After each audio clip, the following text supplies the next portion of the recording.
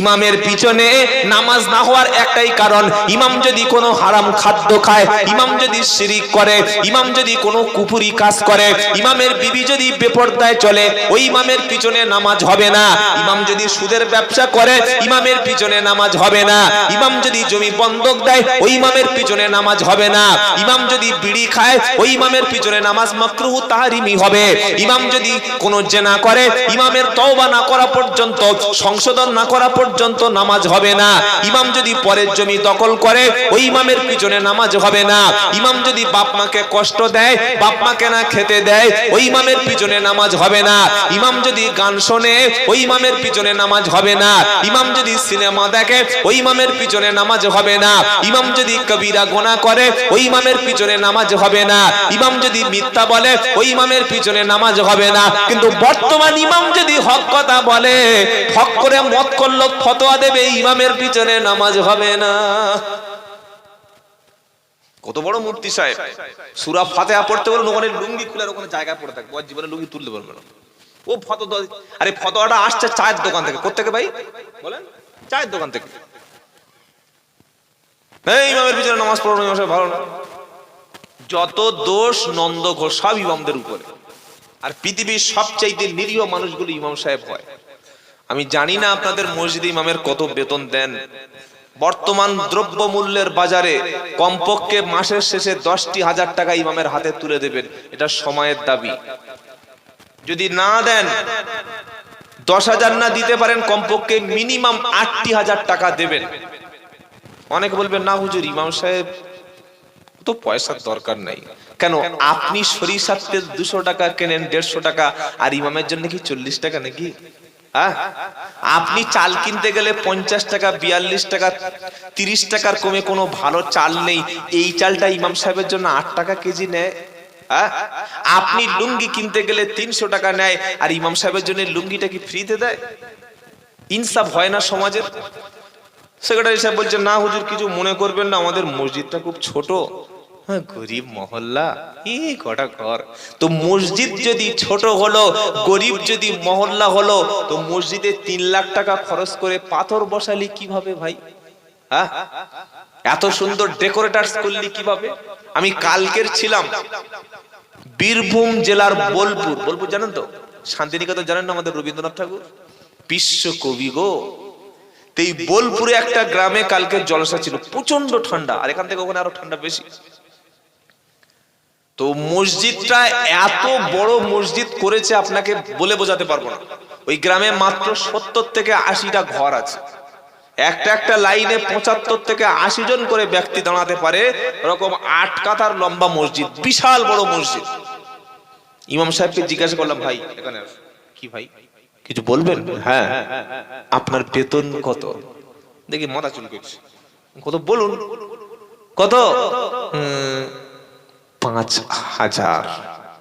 আমি সঙ্গে সঙ্গে সেক্রেটারিকে বলেছি, জলসা কমিটিকে বলেছি, যে এই 1.5 লাখ টাকা 2 লাখ টাকা চাঁদা তুলে জলসা করে তুই কতটা লাভ করবি ভাই? তুমি যতটা না লাভ করবে, এই টাকাটা দিয়ে যদি যোগ্য একটা ইমামকে বেতনটা বাড়িয়ে দাও, ইমাম তখন মহল্লার প্রতি আরেকটু দরদ বাড়বে, সে বেশি করে কাজ করবে। কি বলছেন বলেন? 3,000 টাকা 4,000 টাকা চলে কি করে? এটা বলি বলে সব জায়গায় একবার যেখানে যাই সেখানে দ্বিতীয় বছর আর কেউ ফোন করে না।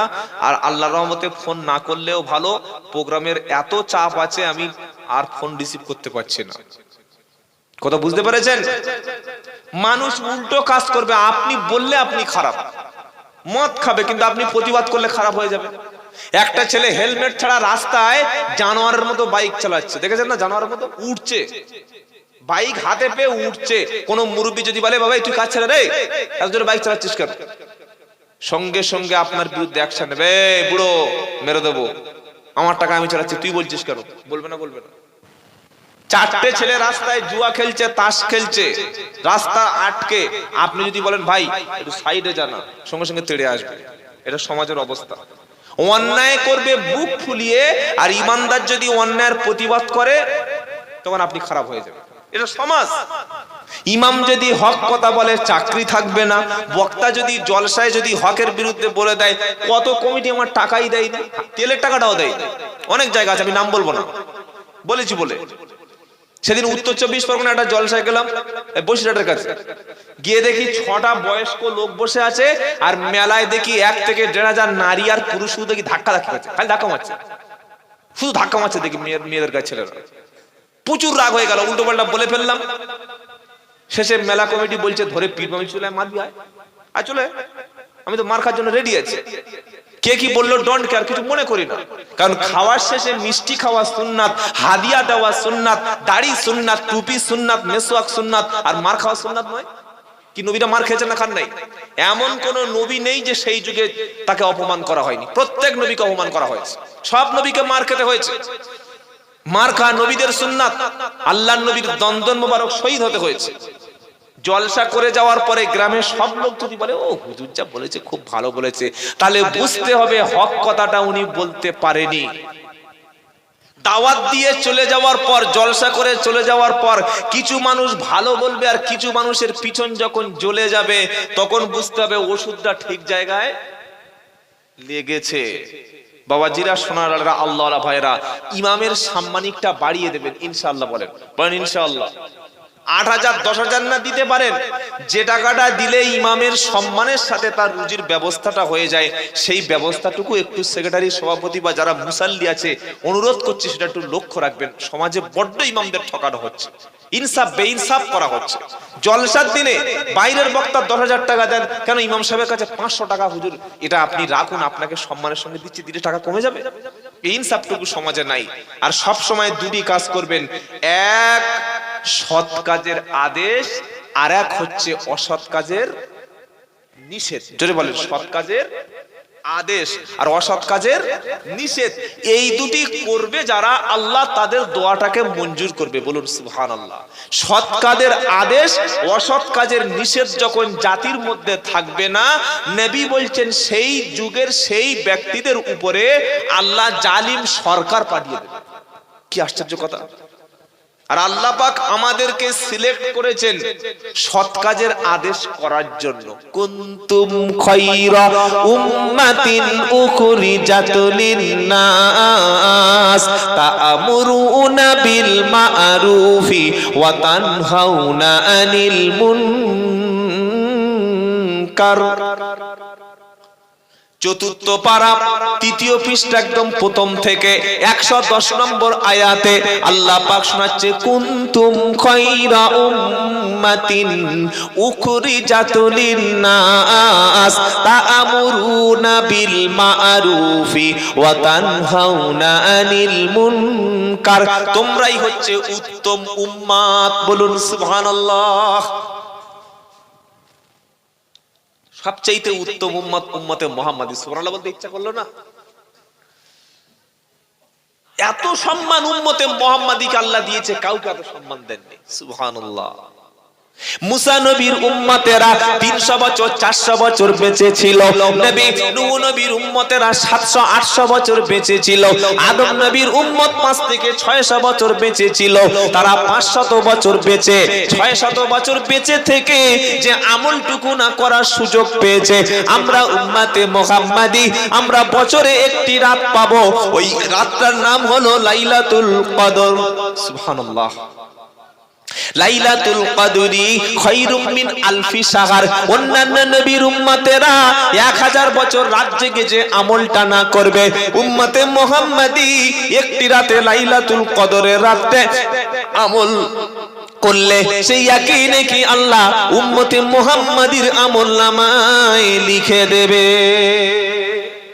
সুবহানাল্লাহ। কি সম্মান, কি ইজ্জত! এত সম্মান আল্লাহ নবী আর উম্মতকে দিয়েছেন। পৃথিবীর অন্য কোন উম্মতের জন্য মসজিদ ছাড়া নামাজ পড়ার কোন জায়গা তাদের জন্য ছিল না, কিন্তু উম্মতে মুহাম্মাদীর জন্য বাজারে নামাজ পড়লে নামাজ হবে, গাছতলায় নামাজ পড়লে নামাজ হবে, ছাদের উপরে নামাজ পড়লে নামাজ হবে, গাড়িতে নামাজ পড়লে হবে, ট্রেনে পড়লে হবে, প্লেনে পড়লে হবে, বাগানে পড়লে হবে, ঝোপে ঝাড়ে যেখানে পড়বে হবে।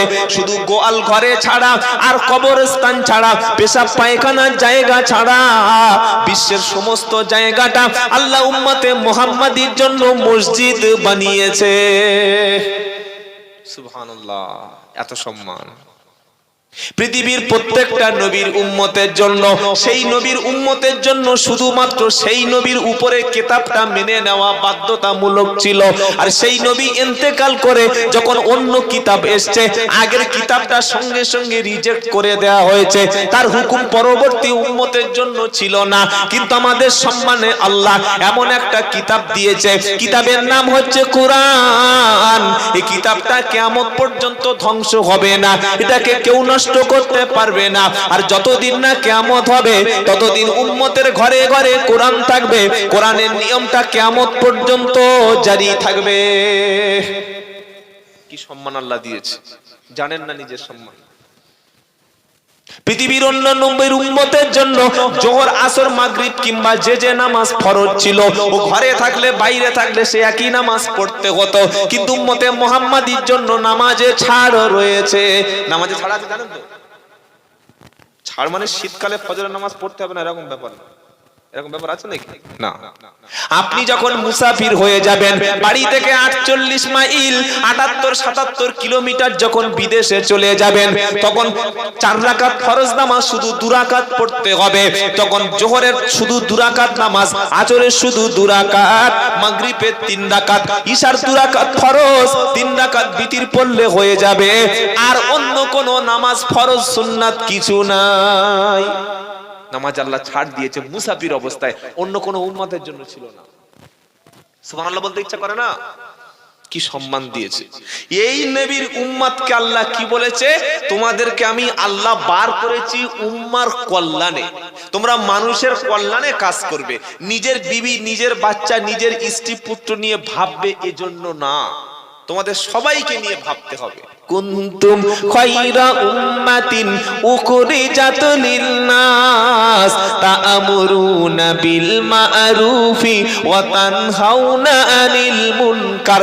তোমাদেরকে আমি আল্লাহ টেনে টেনে বেছে বেছে মুসা নবীর উম্মত করে পাঠাতে পারতাম, ঈসা নবীর উম্মত করে পাঠাতে পারতাম।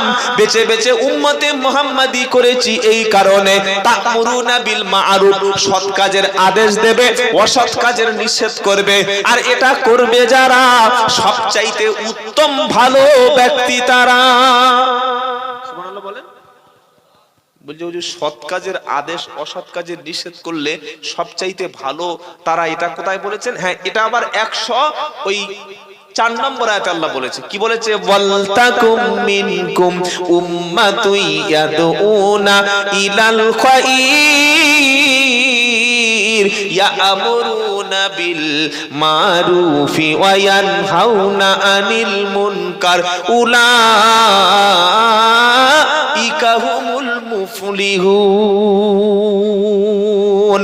চতুর্থ পারা, দ্বিতীয় পৃষ্ঠা, 5-6 নম্বর লাইনের 105 নম্বর আয়াত। সূরার নাম সূরা আল ইমরান।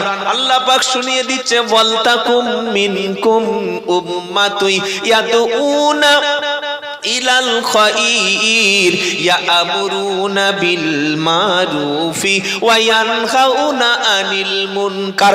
অবশ্যই তোমাদের মধ্যে একটা দল তো থাকতেই হবে, একটাই দল তোমাদের মধ্যে অবশ্য থাকবে। গোটা সমাজ মুখ খুলছে না, তুমি কিন্তু প্রতিবাদ করো। আল্লাহ বলছে একটা দল থাকবে যারা মানুষকে খারাপ থেকে ফেরাবে। লটারির টিকিট যদি সমাজে বিক্রি হয়, নেতারা কখনো মুখ খুলবে না, পুলিশ কখনো মুখ খুলবে না, এমপি এমএলএ ভোটের জন্য মুখ খুলবে না, পাড়ার মাতব্বর কখনো মুখ সেখানে খুলবে না, সরকার লাভাংশ নেওয়ার জন্য মুখ খুলবে না, লটারি কোম্পানিগুলো এগুলো বন্ধ করবে না। পাড়া থেকে 5টা কিংবা 10টা এমন নির্ভীক মুজাহিদ সন্তান তৈরি হবে, লটারির টিকিট যেখানে বিক্রি হবে সেখানে বন্ধ করার জন্য জান দিয়ে মাল দিয়ে লড়াই করবে। মুসলিম মহল্লায় কখনো লটারির টিকিট বিক্রি করতে দেবে না। অবশ্যই একটা উম্মাত তোমাদের মধ্যে থাকবে। এলাকায় কোনো বাড়িতে কোনো ব্যক্তি যদি মদ খেয়ে এসে নিজের স্ত্রীর উপর ঝামেলা করে, বাইরে মদ খেয়ে এসে নিজের পরিবারের উপরে যদি জুলুম নির্যাতন করে, অবশ্যই একটা টিম সক্রিয় থাকবে। 10 থেকে 12-15টা যুবক ছেলে রুখে দাঁড়াবে, ইমামকে সাথে নেবে, মসজিদ কমিটিকে সাথে নিয়ে এই মদ খেয়ে যে সমাজে অশান্তি সৃষ্টি করবে, 10 জন 12 জন মিলে মদখোরের উপর প্রেসার ক্রিয়েট করে মদের আড়ত ভাঙবেই ভাঙবে। সেই সাথে সাথে সমাজ থেকে মদখোর কিভাবে শেষ হয় সেই চিন্তায় তারা সত্যের পথে এগিয়ে যাবে।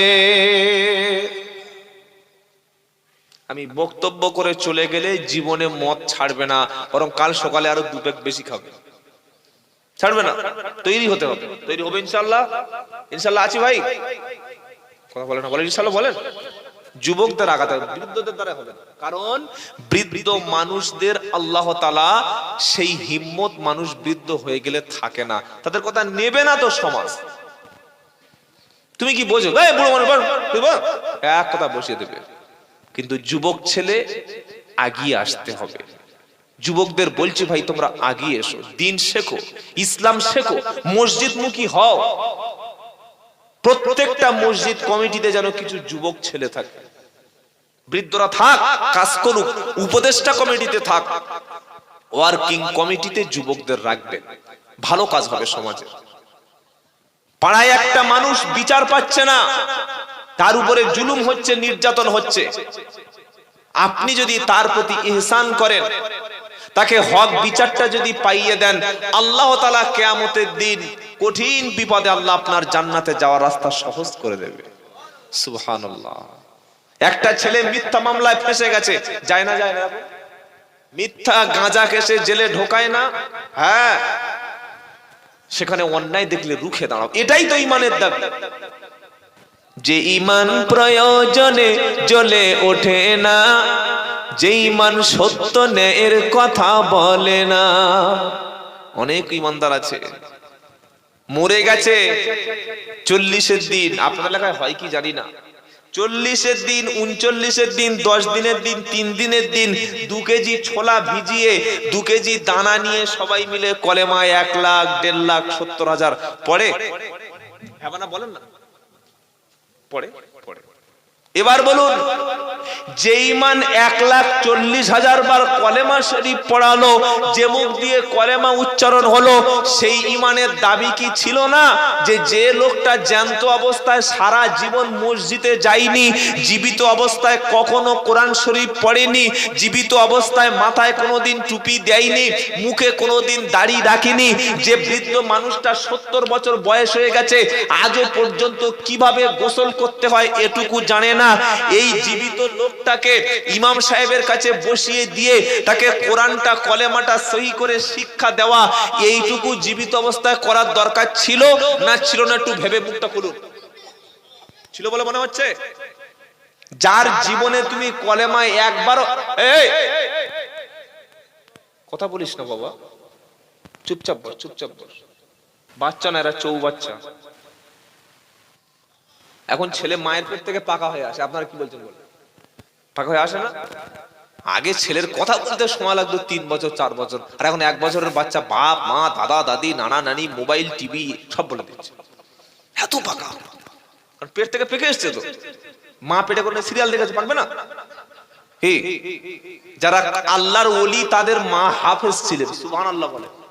বড় পীর আব্দুল কাদের জিলানীর মা, খাজা মঈনুদ্দিন চিশতির মা, মাওলানা ইলিয়াস রহমাতুল্লাহর মা, বসিরহাট হুজুরের মা, নিজামুদ্দিন আউলিয়ার মা, পেটে সন্তান, দোলনায় দুলতেন, কাজ করতেন, রান্না করতেন, গোসল করতেন, যত কাজ করতেন, জবান কিন্তু বন্ধ হতো না। কাজ চলছে হাতে আর মুখে কোরআন চলছে, সুবহানাল্লাহ বলে। আর এখন বাচ্চা পেটে এসছে, ডাক্তার বলছে পুরো বেড রেস্ট, আর 9 মাস নড়বে না, সিঁড়ি থেকে নামবে না, বলছে 1 বালতি পানি না, বাচ্চা নষ্ট হয়ে যাবে, বলছে না? বলছে একটু রান্নার কাজ চলবে না, কিচ্ছু চলবে না, খালি শুবে, শুয়ে শুয়ে খাবে আর সিরিয়াল দেখবে, ব্যাস তোমার বাচ্চা ঠিক হয়ে যাবে।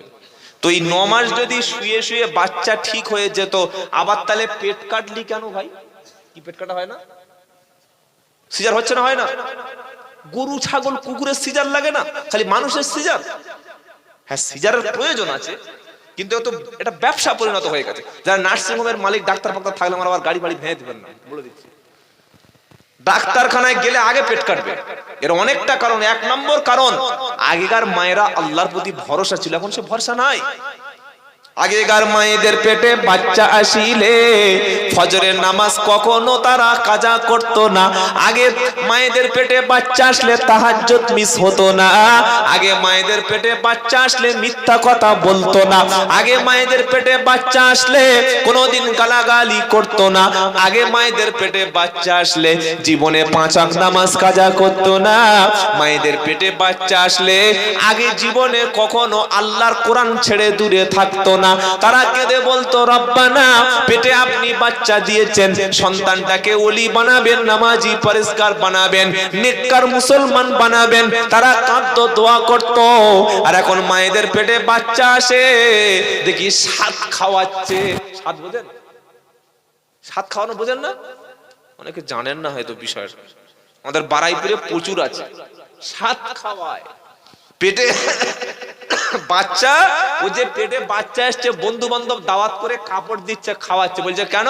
বলছে আমার বউর পেটে বাচ্চা। ছি ছি ছি ছি ছি, তওবা। তোর বিবির পেটে বাচ্চা আসবে, লোক জানতে পারবে কেন? হ্যাঁ, জানতে পারবে না। বিবির পেটে বাচ্চা, দোয়া করুন, আল্লাহ বাচ্চাটাকে নামাজি, পরেজগার, শিক্ষিত, ডাক্তার, মাস্টার, ইঞ্জিনিয়ার, হাফেজ, আলেম, মুত্তাকি, পরেজগার বানিয়ে দিও। বাপ চোখের পানি ফেলবে, মাও চোখের পানি ফেলবে। আর সুন্দর একটা দোয়া আল্লাহ কোরআনে শিখিয়ে দিয়েছে, সুবহানাল্লাহ বলেন। সন্তানকে, ছেলেকে কোরআন শিক্ষা দেবে না, তার হবে কি দোয়া? রব্বানা। কি নাই কোরআনে? সব আছে, খালি পড়তে পারি না। রব্বানা হাব লানা মিন আজওয়াজিনা ওয়া যুররিয়াতিনা কুররাতা আয়ুন ওয়াজআলনা লিল মুত্তাকিনা ইমামা।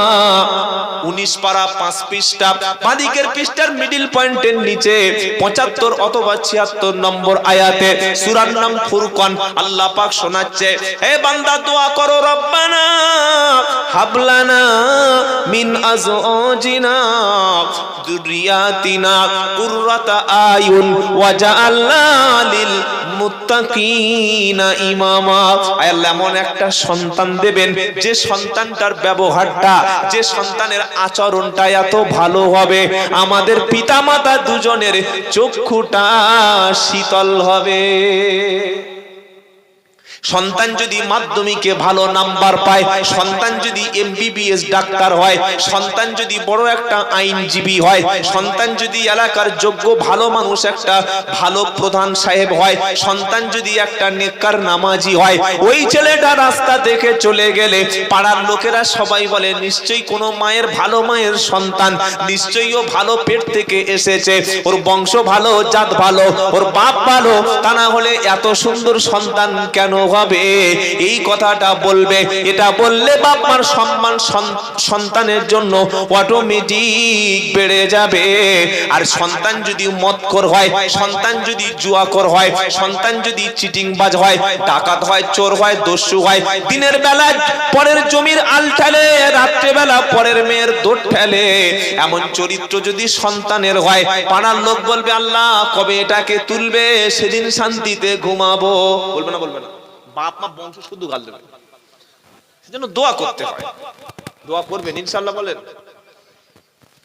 বাবাজিরা, সোনালালেরা, আল্লাহওয়ালা ভাইরা, যেটা শোনাচ্ছিলাম, সৎ কাজের আদেশ, অসৎ কাজের নিষেধ। এটা করলে আল্লাহ পাক বলছেন, এটা করবে যারা, তারা সফল, তারা সফল হবে। আবার আল্লাহ সূরা হজের মধ্যে এই একই কথা বলছে। কি বলছে? আল্লাযীনা ইম্মাক্কান্নাহুম ফিল আরদ আকামুস সালাতা ওয়া আমারু বিল ওয়া আতাউজ যাকাতা ওয়া আমারু বিল মারুফি ওয়া নাহাউ আনিল মুনকার ওয়ালিল্লাহি আকিবাতুল উমুর। 17 পারা সূরা হজের 41 নম্বর আয়াতে আল্লাহ পাক শুনিয়ে দিচ্ছে, এই বান্দা শুনে রাখো, আমি আল্লাহ যদি মুমিন বান্দার হাতে রাষ্ট্র ক্ষমতা দিই, আমি মুমিনদের যদি ক্ষমতায় আনি, তারা 4 দফা কাজ করবে। কটা? 4টি। এক নম্বর আকামুস সালাত, তারা নামাজ কায়েমকারী হবে, রাষ্ট্রীয়ভাবে নামাজ কায়েম করবে। মুমিনদের হাতে রাষ্ট্রীয় ক্ষমতা দিলে ওয়াতুজ যাকাত, যাকাত বোর্ড গঠন হবে। মুসলমান সমাজে কোনো গরিব থাকার কথা না, কারণ মুসলমানের সম্পদের মধ্যে গরিবের জন্য 2.5% হক রয়েছে, অথচ আমরা মুসলমানরা যাকাত দিই না বলে, ইতিমদের প্রতি লক্ষ্য করি না বলে, বিধবাদের খেতে দিই না বলে, মুসলমানদের মধ্যে সবচাইতে ভিক্ষুক বেশি। আপনারা কি বলছেন?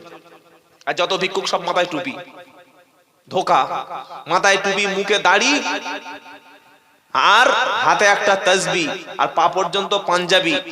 ঘরের দরজার সামনে গিয়ে লা ইলাহা ইল্লাল্লাহু মুহাম্মাদুর রাসূলুল্লাহ, মাগো দুটো ভিক্ষা দাও। কলেমা শোনাচ্ছে আর ভিক্ষা করছে।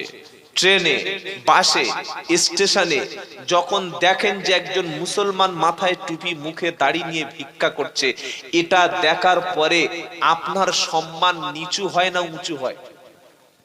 খারাপ লাগে না? কই হিন্দুদের মধ্যে এত তো ভিক্ষুক নেই, শিখদের মধ্যে ভিক্ষুক নেই, জৈনদের মধ্যে এত ভিক্ষুক নেই, এত ভিক্ষুক মোল্লাপাড়ায় থাকে কেন? কয়েকটা কারণ।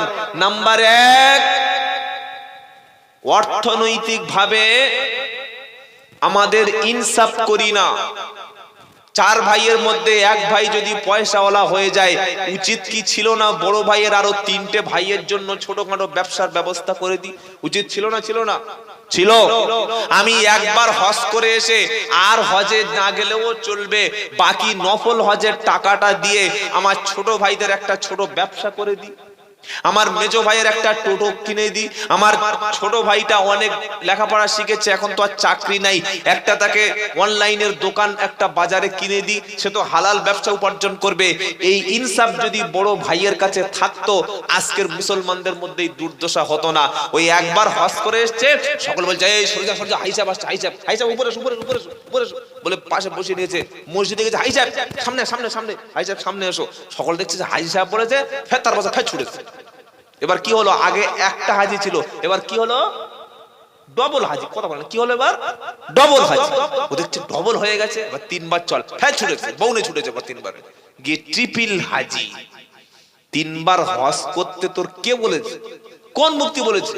জীবনে একবার হজে যাওয়া ফরজ, যদি সম্পদ থাকে। হ্যাঁ, উমরা করতে যাও, অসুবিধা নাই। বাকি হজের টাকাটা যদি নাম কেনার ইচ্ছা থাকে, হাজি বলে লোক ট্রিপল হাজি বলবে, ওই নাম না কিনে ওই টাকাটা গরিবের ঘর বেঁধে দাও, গরিবের ছেলেকে ডাক্তার বানিয়ে দাও, গরিবের ছেলের একটা ভালো ভালো ব্যবসা বাণিজ্য করে দাও, সওয়াব পাবে, অনেক সওয়াব পাবে। আমি আজও পর্যন্ত কোনোদিন দেখলাম না যে কোনো মসজিদ কমিটি থেকে কোনো গ্রামবাসীকে ঘর বেঁধে দিয়েছে। আপনারা শুনে থাকলে একটু বলুন, শুনেছেন কোনোদিন? হ্যাঁ শুনেছেন? শোনেন নাই? খালি মসজিদে বিল্ডিং বানিয়ে যাচ্ছে।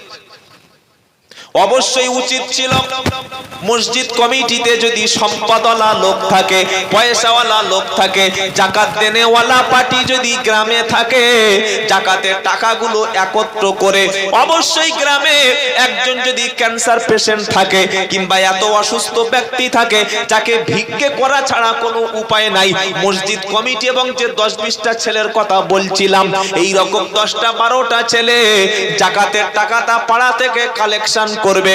যে মা বিধবা হয়ে গেছে, যে বাচ্চাটা এতিম হয়ে গেছে, যে ব্যক্তি অর্থের জন্য লোকের কাছে হাত পাতছে, মুসলমানের সম্মান নষ্ট হচ্ছে, ওই রকম ব্যক্তির ঘরে অন্তত এসবেস্টাস দিয়ে ঘর বেঁধে দেবে, তার জন্য একটা হালাল ব্যবসার সেলাই মেশিন কিনে দেবে। এটা সমাজ থেকে গরিবের প্রতি যদি ইনসাফ করত, মুসলমানদের মধ্যে কখনো ভিক্ষুক থাকার কথা না। কি ঠিক ভুল বলছি বলে মনে হচ্ছে নাকি? সৌদি আরব, কুয়েত, কাতার, জর্ডান, ওমান, তাদের এত পয়সা আপনি শুনলে অবাক হয়ে যাবেন। আমরা তো একটা গরু জবাই করে 150-200 মানুষ খাই, কিন্তু সৌদিতে একটা গরু একটা উট জবাই করে একজন করেই ব্যক্তি খায়, 3-4 জন খায়। একটা গরু জবাই হলো, একটা উট জবাই হলো, দুম্বা জবাই হলো, বিশাল বড় একটা ডেক, তার মধ্যে গরম তেল ফুটছে, গরুর গলাটা কেটে নাড়ি ভুঁড়ি বার করে দিয়ে চামড়াটা ছাড়িয়ে, উটটার চামড়া ছাড়িয়ে, ছাগলটার পেটটা ছাড়িয়ে ওই তেলের মধ্যে ফেলে দিল। ওই তেল থেকে এটা তুলে নিয়ে এবার বড় একটা ডাইনিং টেবিলে সাজিয়ে 1 চামচ 2 চামচ করে খেয়ে বাকি মালটা নষ্ট করে ফেলে দিল। এই ট্র্যাডিশন আজও সৌদিতে রয়েছে, ইউটিউবে সার্চ করে দেখে নিন আছে কিনা। আরে তো শয়তানি খাবার। কুলু ওয়াশরাবু ওয়ালা তুসরিফু ইন্নাহু লা ইউহিব্বুল মুসরিফিন। 8 পারা 13 পৃষ্ঠা 2 নম্বর লাইনের 31 নম্বর আয়াত আল্লাহ পাক শোনাচ্ছে, সূরার নাম আরাব। কুলু ওয়াশরাবু, খাও এবং পান করো, ওয়ালা তুসরিফু, আর তুমি অপব্যয় করো না, ইন্নাহু লা ইউহিব্বুল মুসরিফিন, কারণ অপচয়কারী ব্যক্তি আমার আল্লাহ কখনো ভালো বাসে না।